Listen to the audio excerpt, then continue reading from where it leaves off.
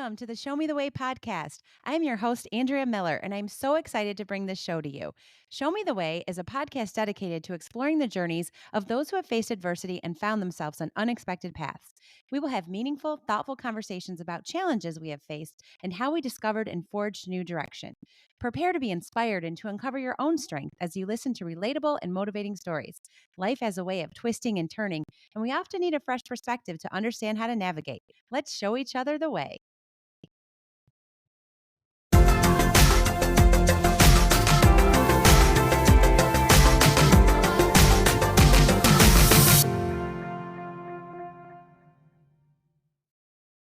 In this episode, I have the honor of speaking with Nicole Wagner.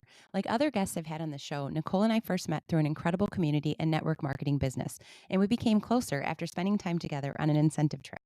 I've always known Nicole to be an excellent communicator with many stories to share, but in this conversation, she opens up about one that deeply impacted her life and her family, her experience with breast implant illness. Nicole described herself as a scrawny child who struggled to put on weight. She eventually decided that a breast implant might help her feel more feminine. As an avid long-distance runner, she wanted a small implant and felt confident in her decision, fully supported by her husband. However, shortly after surgery, Nicole began to experience a range of mysterious symptoms: joint pain, fatigue, and an overall sense that something wasn't right. Her once active lifestyle came to a halt as her body weakened. Planning family outings or even standing for long periods became a challenge. Despite visiting multiple doctors and receiving different diagnoses, Nicole trusted her intuition and continued to advocate for herself, determined to find answers. After reading an article shared by a mutually connected friend, Nicole discovered that many of her symptoms were consistent with breast implant illness. Following extensive research and connection with others facing similar struggles, she made the decision to have explant surgery, and it changed everything.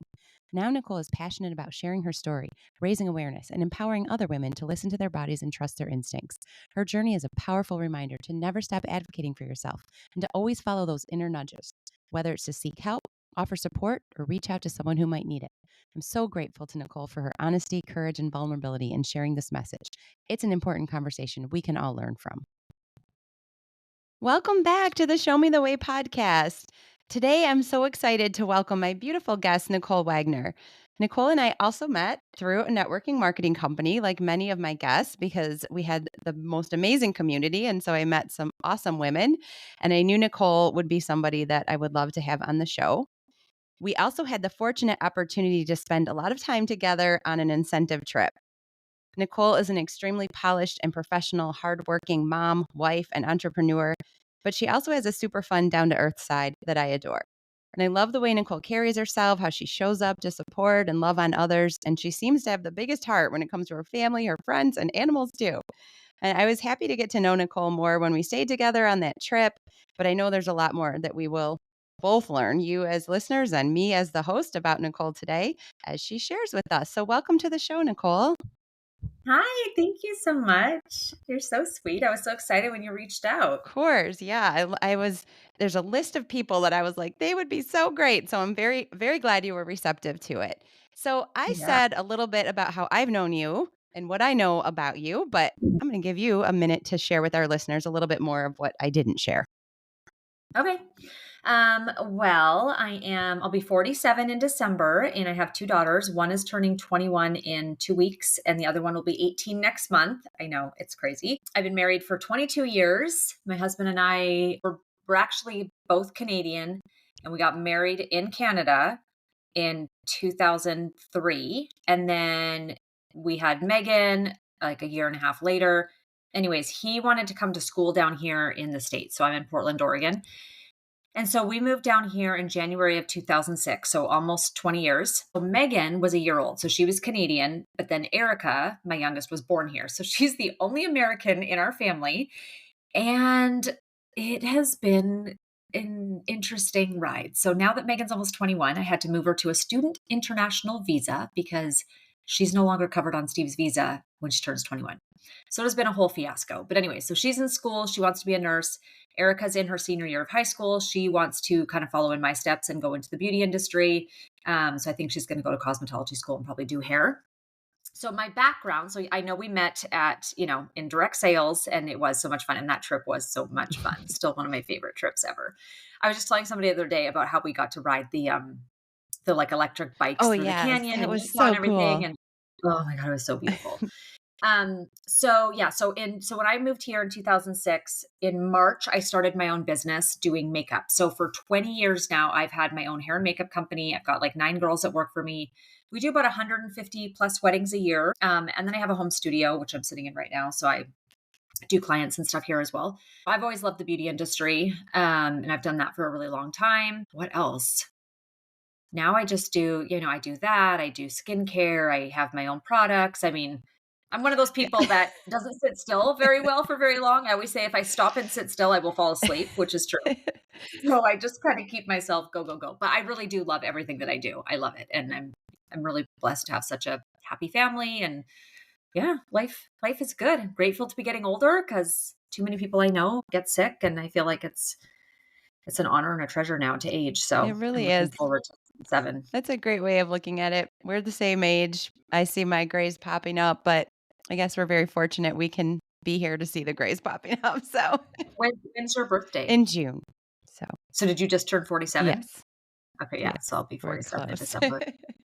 I know, I feel like 10 years ago, I would have been, like, dreading getting older, but now, sadly, I've just seen so many women get sick, and I've lost friends that weren't even 50, and now I'm like, "Forget that, I'm not gonna be sad about it, I'm gonna be, like, grateful for every single year that we get here on this earth and with my family," and so I'm excited. Yeah, I'm embracing it. good. Very good perspective. And was I right about the animal thing? Do you have pets? Oh, Yes. how can I forget? Like I just warned you, one of them will probably be in here.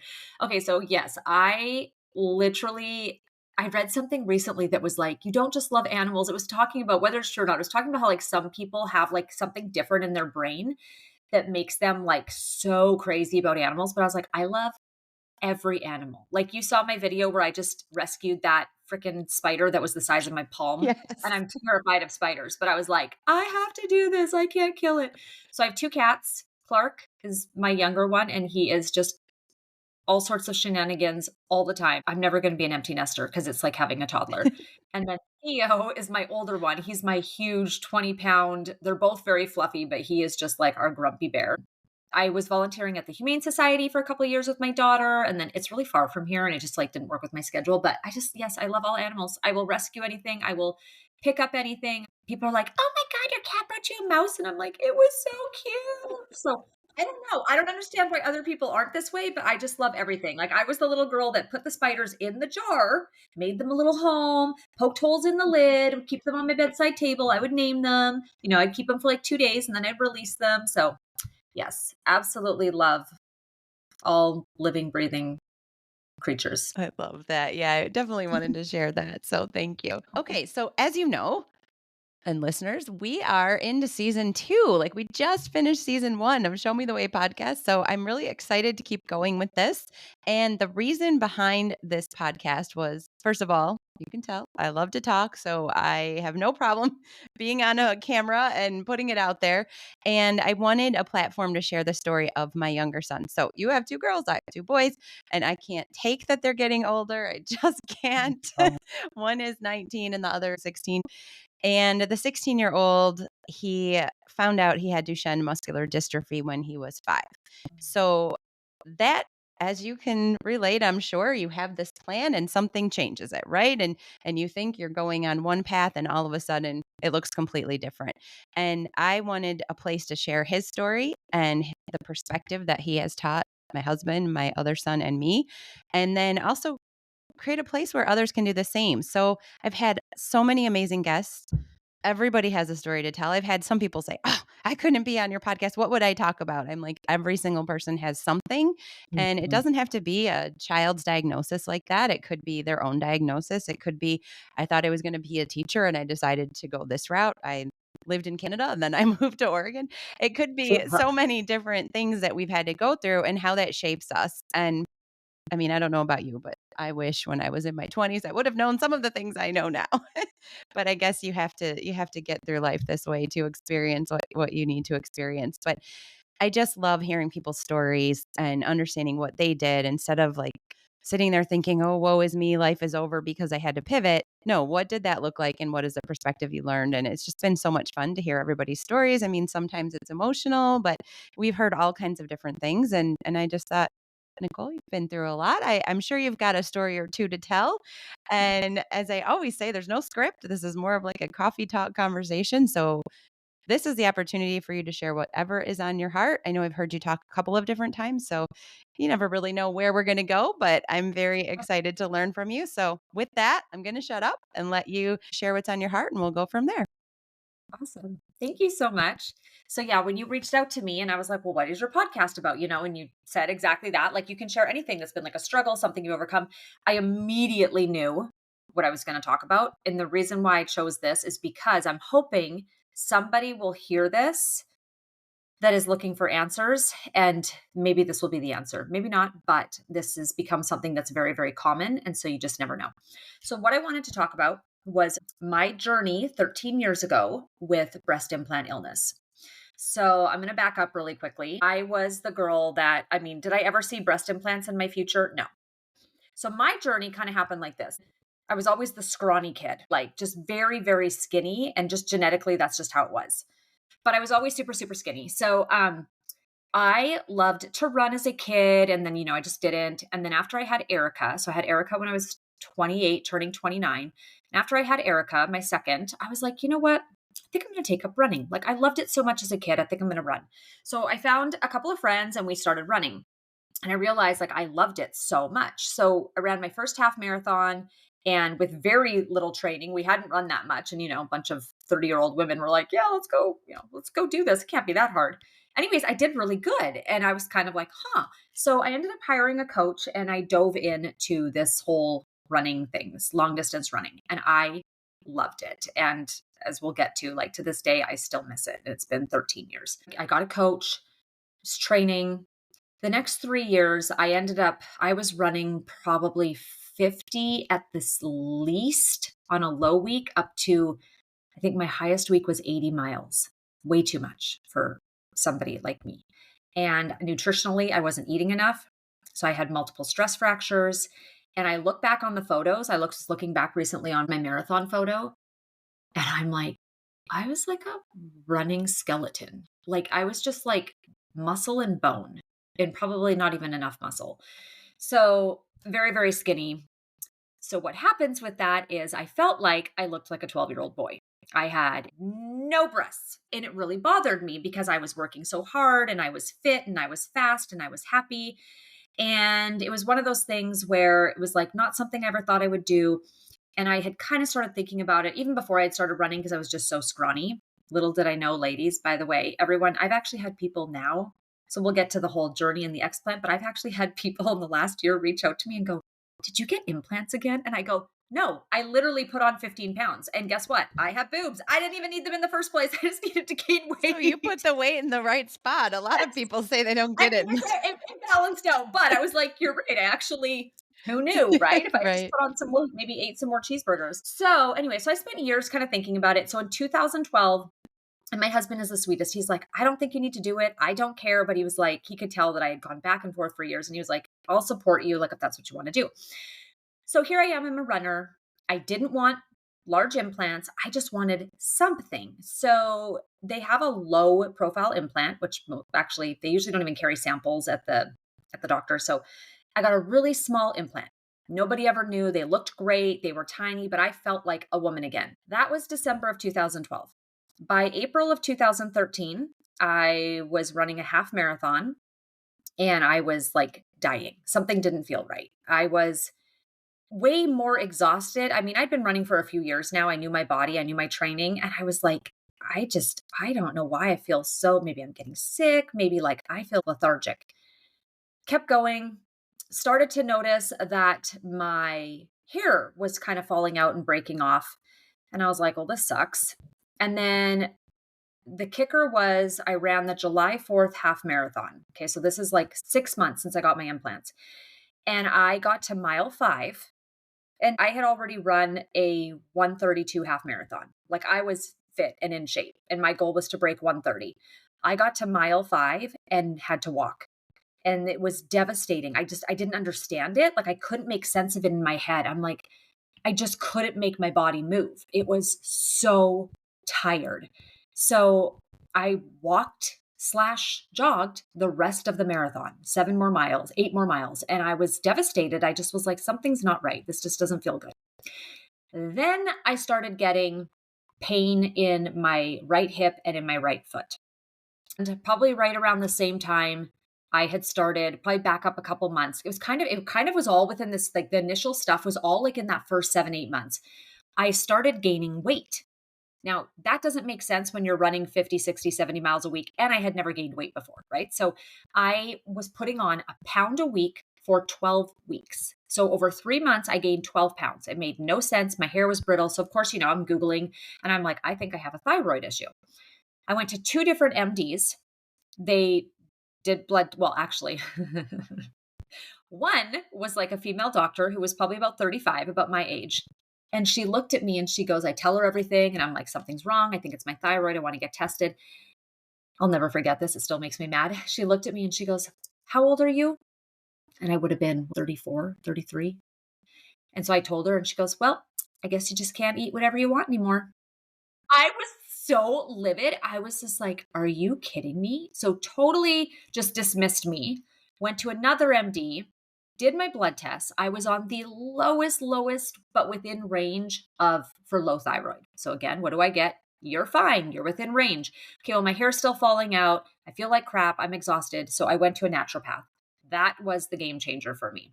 He looked at my symptoms. He took my blood. He's like, you are very, very, very low. And then he explained to me kind of how that range was decided back in the 70s based on a very small group of people. And he's like, you can't base it on these numbers. Like, you got to look at symptoms. Well, then he ran the autoimmune test and turns out I had Hashimoto's. So I had an autoimmune disease. So Hashimoto's is where it goes when you are low thyroid, and Graves' disease is if the autoimmune, if you're hyperthyroid. So if you're high, right? So that was devastating. And it's, you can't have gluten anymore, which, by the way, FYI, for anybody listening that's Hashimoto's, yes, I know, but I still eat gluten. I know I shouldn't. But so he got me on thyroid medication and I lost all that weight. And I was like, oh my gosh, thank goodness. Right. So that was like one thing. However, I will deal with Hashimoto's now for the rest of my life. And that makes me really mad. And that is a direct relation, as we'll talk about, to my implants. In fact, the FDA now has been forced that they have to put on the box, and the doctors have to disclose to you, the plastic surgeons, that getting implants has a high probability that you will end up with an autoimmune disease, that it will trigger an autoimmune. And we'll talk a little bit more about when we figured everything out, how we think that happened. So that makes me frustrated. I don't have a lot of regrets in my life, but it's kind of hard. I mean, I'm grateful for the lessons I've learned, but it is kind of hard to not regret and be like, why did you do that? Because I've never been able to run again the same either. So I ended up with autoimmune, but everything kept going. The pain in my leg got worse. Over the course of 2 years, I could not stand in one spot for more than 2 hours. Well, doing weddings, I'm standing for 6 to 8 hours doing makeup after makeup after makeup. So I had to cut back on my work. I had to stop taking a lot of clients. We would plan family trips and I hated it. And at this point, I'm like 34, 35. So I'm very young, So young, right? yeah. Mm-hmm. So young. And we would plan trips and we would have to plan around the fact that I wouldn't be able to walk more than like a quarter mile because the pain in my hip and my foot would get so bad. I remember for 2 years, I had a pain in the bottom part of my foot that every single morning when I woke up and stood on my foot, it was a reminder that something was wrong. I had scans or MRIs done on my foot. I went to multiple foot doctors. We tried orthotics. We tried all these things. We could not figure out what was wrong with my foot. And I wasn't exercising because I could no longer run. So it was like, it can't be overuse injury because I wasn't doing anything. And basically at the end, it came out to the diagnosis was you have like a chronic tenosynovitis, worse than tendinitis. But again, it was like, how would I get that? Like, I'm not running. I'm not exercising. I'm not even walking. So why in the heck would I have this injury type of thing, right? That was another thing. The brain fog was horrible. The memory was horrible. I would be writing and I would just kind of like lose my ability. Like my hand would just kind of give out. So many things. I learned very quickly that you have to be very proactive, which I'm sure a lot of you listening and probably yourself with your son, maybe, I'll have to go and listen to some of your podcasts about that because I'm very curious. Oh, another doctor diagnosed me with fibromyalgia. We don't know why you have pain, but you have pain. So therefore, I remember that day being super angry because I knew enough.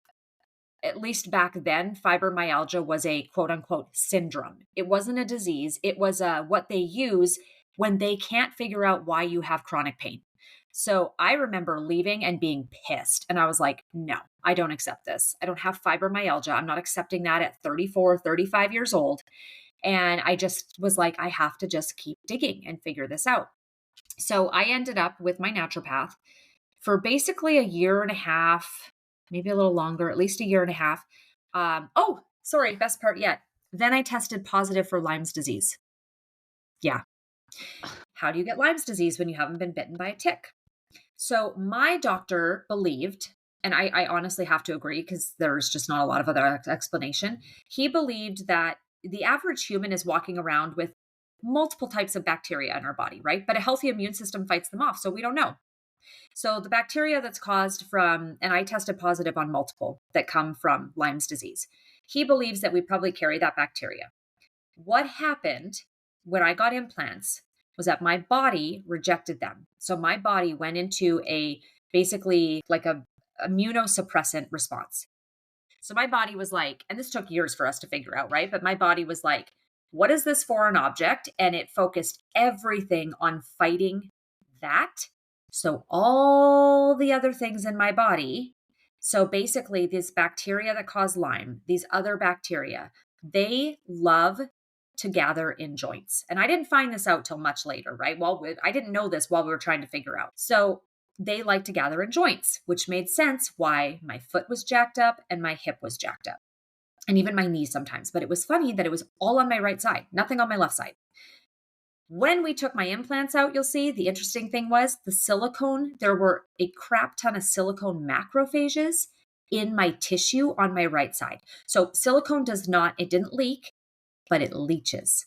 So if you stick a silicone implant on a desk and leave it there and you take it off, there will be a residue. So it leaches off the surface of it. So I had all of these silicone macrophages, very few on my left for some reason, but a lot on my right, which again is interesting that I ended up with all this stuff happening mostly on my right. So I ended up doing long-term antibiotic treatment, basically until my veins collapsed and we could no longer get anything in or out, which is also dangerous because if something happened and I needed an IV or I needed, in the hospital, I was also doing oral antibiotics for say 6 weeks, more at a time, 3 months. All that kind of stuff is not good, but we were doing everything we could to fight it. So I was going in, I was not only doing IVs to kind of hit the infection, but I was also trying to boost things. I was doing vitamin C IVs. I was doing glutathione. I was doing all these things to help maximize it. I also discovered, this is a big one, and this is something I think it's $150. Every single American should be tested for this. It's called the MTHFR. So kind of think of like mother effer, mthfr.net. Go to that website. This is a genetic mutation that affects 1 in 15 to 20 Americans. Very common. But what it is it's basically a genetic mutation of your methylation system or your methylation genes. So your body cannot methylate, which basically, I don't understand it fully, but I've known about this for 13 years and I've treated it ever since. Your body doesn't methylate your B vitamins or your folate.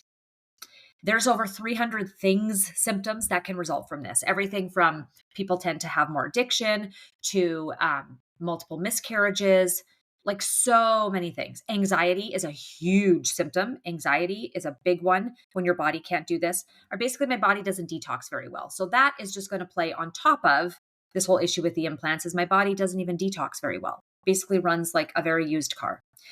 Very simple fix for those of you, if you have that or if you get tested, you just have to take pre-methylated B vitamins and folate. That's it.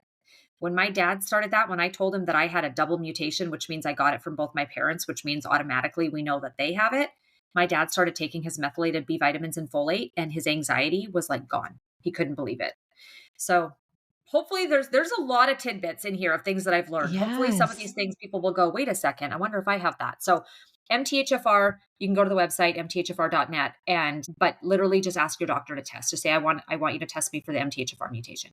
And apparently there are a crap ton of mutations. I probably should find out what they are and get tested for more, but that's a really big, prominent, very common one. And again, it can lead to a lot of things. So it's like, what does it hurt to take methylated B vitamins and folate? And if people want recommendations, because you got to take good ones, I can give you some recommendations for some.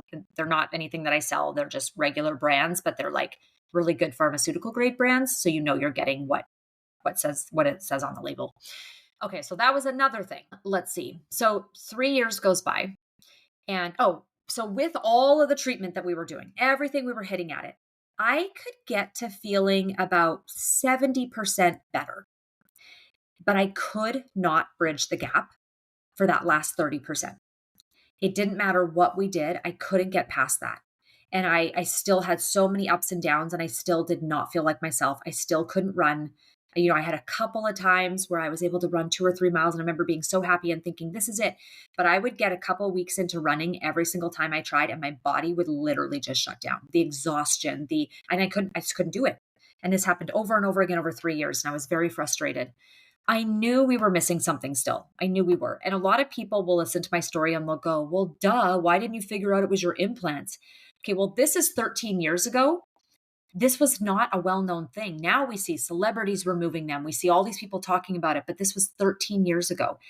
It wasn't even on my radar. Like I had only heard about the thing to watch for with implants is if one, leaks or punctures, or, you have some kind of like something you could see from the outside, an issue.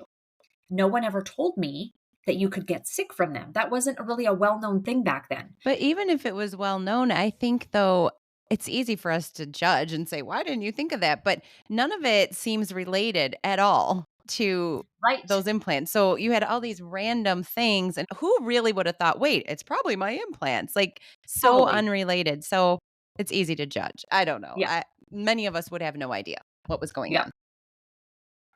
So, okay, now I'm going to share a part of the story that's kind of crazy, but I used to be part of a high demand religion for 20 years, and it was a very big part of my world. Prayer was a really big part of my life back then. And I did feel frustrated because I feel like I'm not getting the help, I'm not getting answers, I'm doing everything I can. So I got to a pivotal point where we'd been doing this for 3 years, and I just knew we were missing something. And I remember praying one night and saying like, God, I know we're missing something. I know there's something. Please help me figure out what it is. Like I'm 35.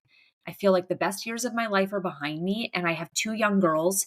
I can't do this. It just is so unfair, right? I'd always been healthy. I'd always been vibrant. And I just was like, I just can't do it anymore. I was at my wit's end. Within a week, I got the strangest message on Facebook. So I got a message from this gal. I had met her once. She was a friend of one of my really close friends, and I had met her once at like a baby shower. So she didn't know me very well, and most people didn't know I had implant. Like I said, sometimes it's obvious when you get them. Mine were not obvious. They were very tiny, so nobody knew. It was not very obvious. So it was kind of strange in the beginning when I tell you what she said. So she sent me a message and she said, "Hey, Nicole, I hope this is not too weird, but I had this really strong feeling today that I needed to send you this article." And she sent me a link, and it was actually an article that had been posted to Facebook. And it was a girl in Texas. And the front page of the article was her laying in a hospital bed holding up her implants. And the whole article, I'll never forget, I believe her name was Jessica Johnson. I don't know her, but she's some gal in Texas. And I started reading her story. And her story sounded exactly like mine. Yeah. And I just was sitting there like, what in the world? Could this be my implants? Oh my gosh, the autoimmune, like all the symptoms. And I was like, you've got to be kidding me. But also at the same time, a feeling of hope, right? Like, wait a second. What if? So she takes her implants out and she gets better. And I was like, oh my gosh. So now though, I'm curious about why did she feel the need to send this to me? So I wrote her back and I said, thank you so much for sending this. How did you know that I had implants? And she goes, I didn't. I said, well, what did you mean by, you felt like you need to send this to me? And she said, well, and it was right around Halloween. And she said, well, I was out costume shopping with my kids this morning, I saw this article, and in my head, I just heard Nicole Wagner. And this is coming from, and I will still treasure this story. And this is coming from somebody who is no longer religious at all. And she said, I went to Katie, who was our mutual friend, and I said, Katie, I don't really know her, but I feel like I'm supposed to send this to her. Can you send it to her? And Katie goes, nope. She goes, I'm not sending it to her. I'm not the one that like had that feeling or that experience. You need to send it to her. She's like, well, what if she thinks that I'm, crazy? And she was like, Nicole's not like that. Like, I think you should send it to her. She decided not to send it. She said she went on all day and she was doing all the stuff with her kids. And she said, I kept hearing your voice in my head. So I decided to send it. That article and her messaging me is literally what saved my life.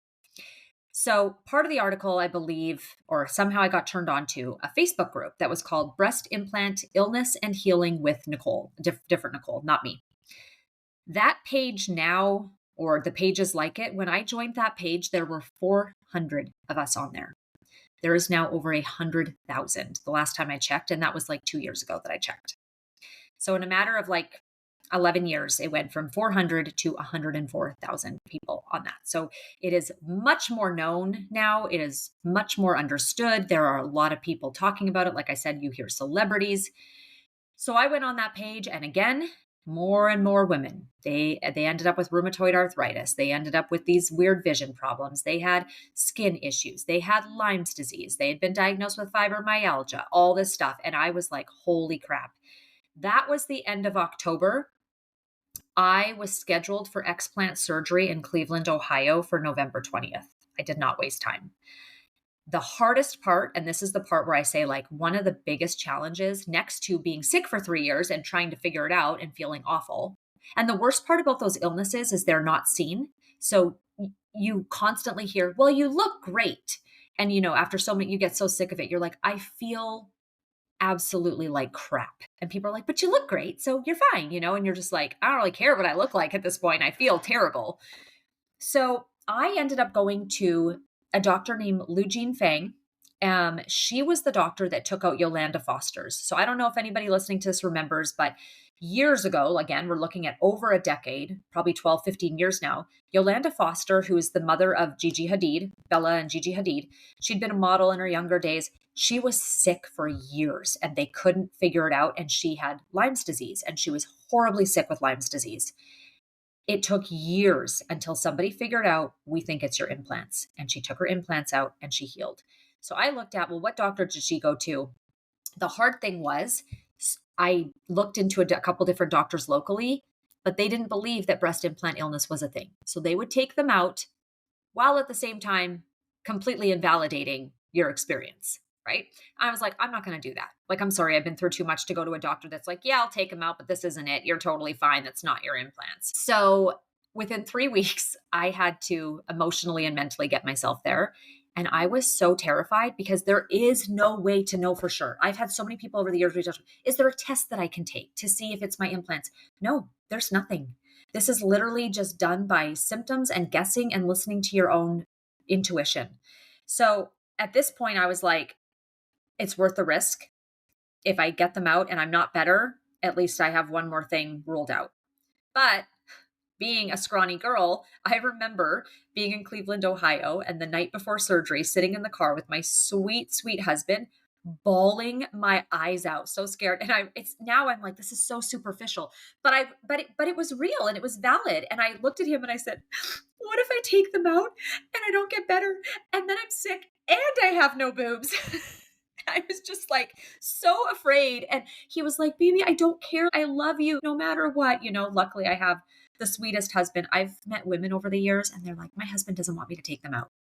Oh, there's nothing that makes me more mad when they're so sick. And I'm like, really? Are Well, you and kidding me? also to me, if it's more of a personal choice, if you're going to go through that, it should be similar to what you said. Like you have this internal feeling, you think it will make you feel better. It should be more of a personal decision. So if you're feeling sick and you want to try this, I think you're completely validated that again, that should be your decision. So anyone listening, make sure you remember that. And Absolutely. And you know what's crazy? I have multiple friends with implants that have never had issues. right, right.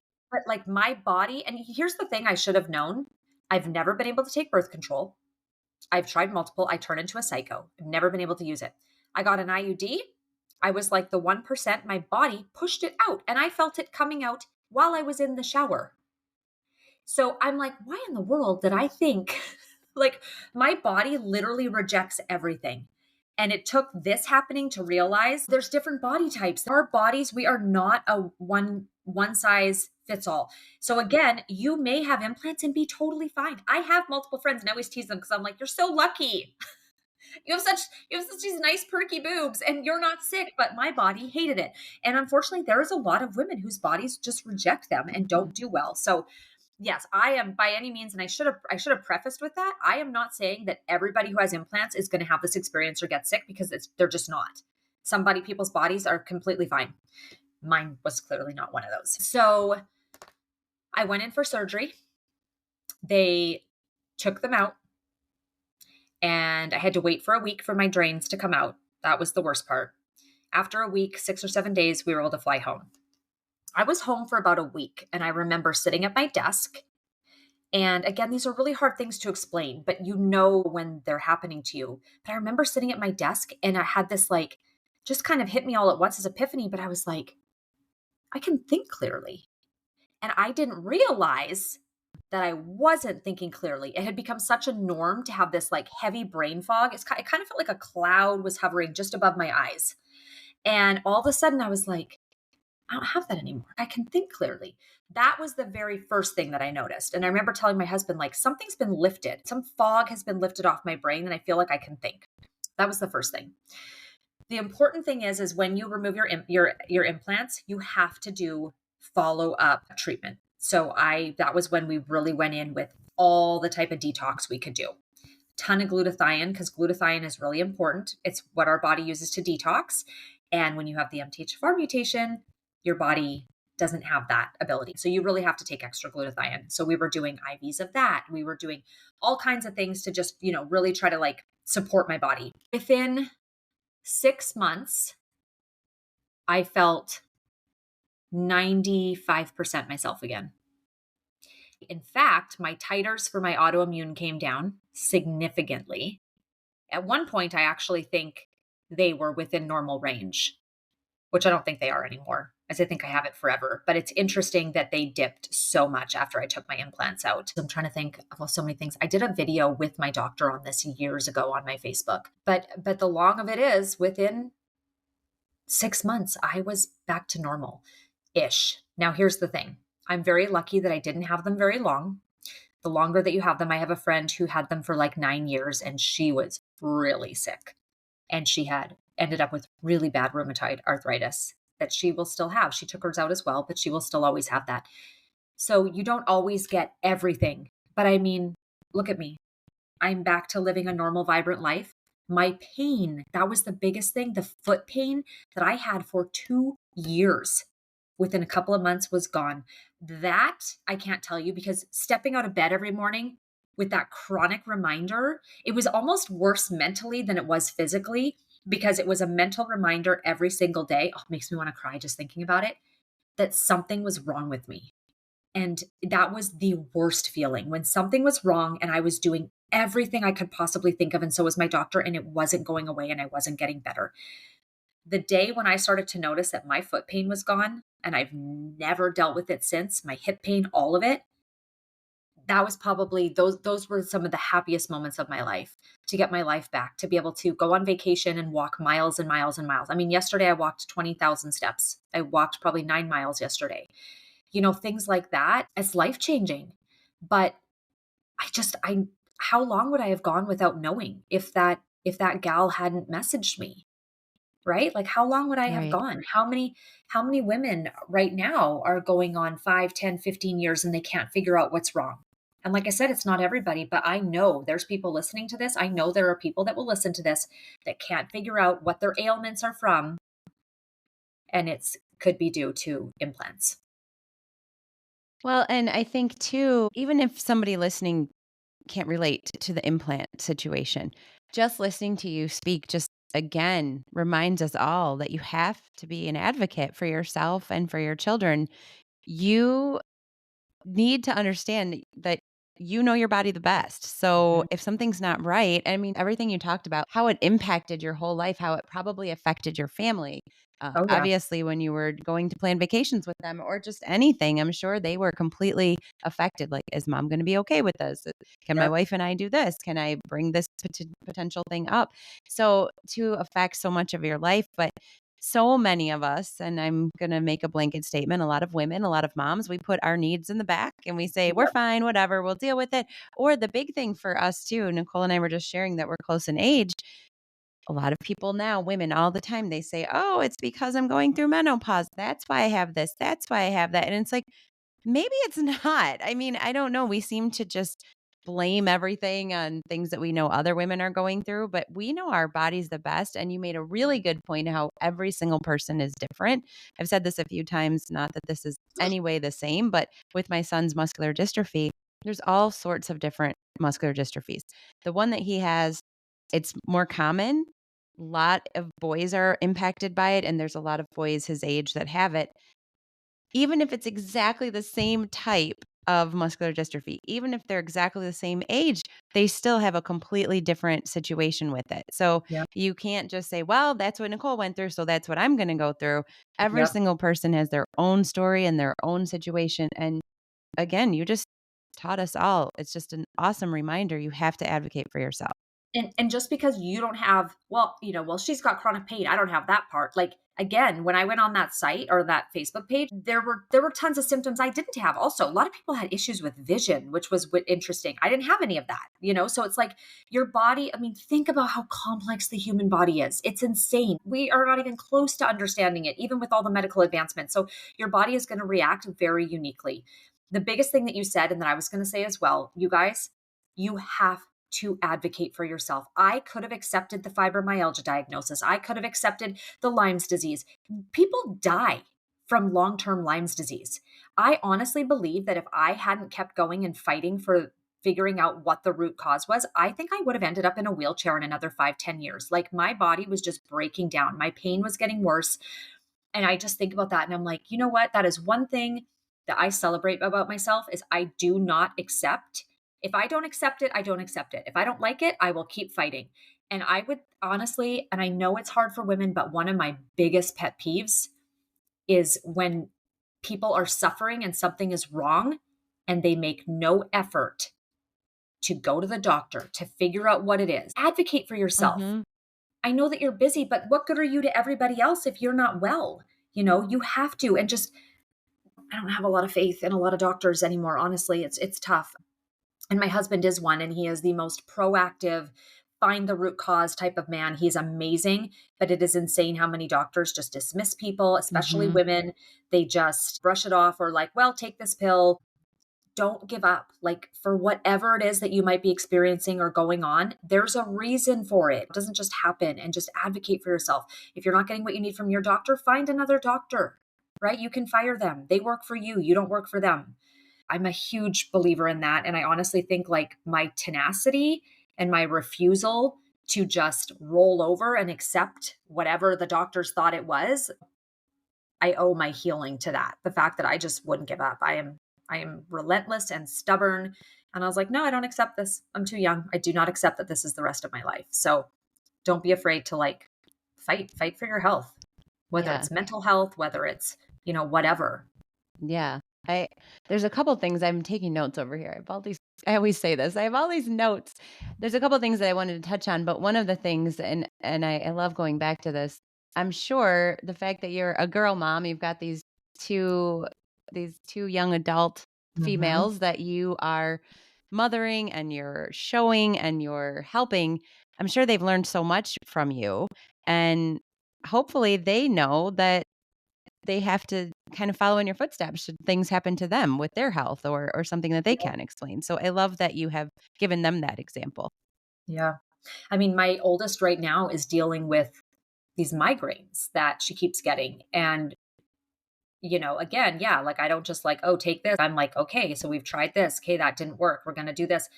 And, do my own research, ask around, talk to people. Hers, we're pretty sure is actually has to do with her traps. It gets really bad when she works, where she's standing like this all day, and she's a huncher. And I'm always like, Megan, you got to stand up straight. Mhm. So she gets all of this pain, and then it goes up her neck into her, like the base of her skull. And then she ends up with these really horrible headaches.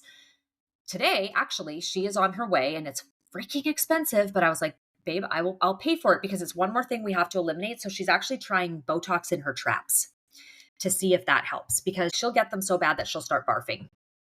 But it's usually related to some kind of like muscle soreness. So we're going to try that out. But again, and if that doesn't work, then we're going to keep going. I'll try a neurologist. I'll try whatever, but yeah, I'm not just going to accept the fact that like, sorry, Meg, you just got to deal with it for the rest of your life. Like, Especially she's so young. Yeah, yeah, only yeah. 21. Yeah. I'm like, Mhm. but yeah. And the other thing I wanted to touch on too, I know you said religion is not a big thing for you now, but what you explained about that article, that just blows my mind. I wrote down God Right. wink because to me that's what that is. Or if you don't believe in God, it's the universe telling you Yeah. something. And I Yep. think us as humans, like we're so much more connected than we realize. And I just think that's Don't you amazing. often wonder if there's really a sixth sense? I do. I do. Yeah. Like there's something like, what about all the times where you haven't talked to somebody for a year, and then you go to pick up the phone to call them out of the blue after a year, and they just sent you a text message, and you're like, what in the world? It happens That all the it's time. it does happen all the Yeah. time. And I'm like, Mhm. there's something, I agree. There's something that like connects us. And, even after I like, lost my faith in what I believed in. I still believe in something. It's just not the same. So Right. I'll often interchange the word God or universe, right? But I'm like, whatever it is, whether it's God, whether it's just some greater power. But it was a reminder for me too, like somebody out there does have your back, and believe in that, and don't give up. When you feel hopeless, when you feel like, just remember, like you are worthy, and you are designed to find answers. Don't give up. Fight for your health, fight Mhm. for your mental sanity, fight for all those things. But if you just keep going, I mean, it took me years, but then something happened, and it led me in the right direction that I had been praying and hoping for. So yeah, I think there's a beautiful thing in that. Don't lose hope. Don't Yeah. lose hope, and keep fighting, and the answers will come at some point. Yeah, I couldn't agree more. So much of what you said, again, I didn't go through the same thing as you, but it's just I can relate to it so well, especially with my son. So I know Yeah. that a lot of our listeners are going to be able to relate and take a lot of what you're saying. But the other thing that I wanted to say too is that from the opposite side, if something pops in your mind, if a person pops in your mind, don't question it. Reach Mhm. out, send the article. Who cares what they think? Like Yeah. you were told to do that. So I'm so happy that that woman reached out to you. If you think about somebody, just like Nicole said, you might want to text them because there's something going on. They needed you at that moment. Actually, that did happen to me a couple of weeks ago. I reached out to a friend just to check in and say hi, and she was going through something huge at that exact moment. So there was a And you had no reason. idea. No idea. So there was a reason for me to text. She called me right away. She's like, "Oh my gosh, I can't believe you just texted me. I needed you right then." Mm. So I think it happens all the time. Don't be afraid. If you get this little nudge, do it, which is why I was nudged to reach out to Nicole and say, "You should be on my podcast," because I knew she would have some great messages for all of us. So don't be afraid to do that. Well, I actually think we could have you on for 3 or 4 more discussions, I think, but I I definitely definitely have other you things that have I other would love to stories. share and discuss. Yeah, and you've shared so much with our listeners and given us some really great advice. But before we go, because I want to respect your time and everything that you've got going, I can't imagine you like slowing down at any time. So I'm very glad that you figured out so much of this. But is there something else? I think you shared so much, but is there anything else that you think you missed that you maybe would want to share with our listeners based on your experience? I don't know. I feel like I shared a lot. I talk a lot. I talk fast.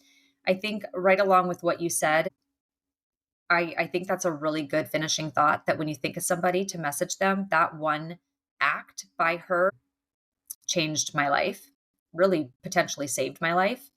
And in hindsight, I think of how many times I've had a thought to message someone and I don't. And then I find out a day or two later, like you said, something terrible's happened or they've gone through something. And every time I kick myself, I'm like, why didn't I just message them? Hmm. And sort of along the same lines, but different, one of my favorite quotes, and so I hope this will, if I say it, it'll stick in someone's head, is never suppress a generous thought. Anytime you have a nice thought about somebody, tell them, hey, they really look pretty today. Oh, they probably know it. No, tell them, right? I just really respect this about this person. They're always positive despite their challenges. Tell them. If you're out in public and you see a stranger, I always try, "Hey, oh my gosh, your hair is super cute," or "That color looks really good on you." You guys, you change a day. You just don't even know. And so that's one of my favorite things is just never suppress a generous thought. Don't feel awkward. Don't be embarrassed. You could say something that really makes a huge impact in someone's day. Kindness, that's kind of my kindness is like my probably main core value. I just like be nice. Just be nice to Exactly. people. You never know what they're going through. Right. You don't. And the judgment thing, like you talked about at the beginning, you don't know. I mean, Nicole is a makeup artist, so let me tell you, her makeup looks a lot better than I barely have anything on right now. So you do You always are look so beautiful and adorable, and I love your dimples and all the things. so you do always look put together, but nobody knows what you're going through. And Mhm. you're right. It's nice to compliment people, but they can, oh, you feel sick? Well, you look great. I mean, maybe just don't say that. Right. You don't really know what people are going through. So, just be kind. I think that's a very simple approach to life. And I think if more of us just took that little piece and if we were kind Yeah. to others We every need a single lot more of day, that right now, I that think. would, yeah, I think so too. It makes such a difference. Well, I appreciate you sharing that story and being so vulnerable, sharing all of it. I know that there's a lot of people. I mean, geez, 104,000 people in that one page. So I know that there's got to Crazy. be listeners, or our listeners might have friends that they want to share this with. So I really appreciate you being open and being a guest on the show and just explaining how important it is to advocate for yourself and to not let doctors dismiss you, to just keep working and moving forward, because life is way too short for us to be living Yep. in pain and to not be able to do the things we want to do simply because somebody told us we're at that age. So Yeah, I totally. yeah, so so I We think are young. We're like we are spring young. chickens. We're not Yes. even 50 yet. We're not even halfway through our life. We're gonna live till we're 100. Yes, there you go. I love it. I love that attitude and that spirit. And yeah, there's so many things I'm going to share in the show notes. A couple of things that you mentioned, but I really appreciate you being on and sharing your story. And again, I know our listeners are going to love hearing from you. So thanks so Thank you much. so much. Thank you for joining me for the Show Me the Way podcast. I truly appreciate you tuning in to today's episode about overcoming adversity and finding your path. I hope it brought you new insights, empowered you with perspective, and inspired you to find joy in your journey. If this episode touched your heart, don't forget to leave a quick review, as it will help us reach and motivate more people. Until next time, keep seeking the light and showing the way.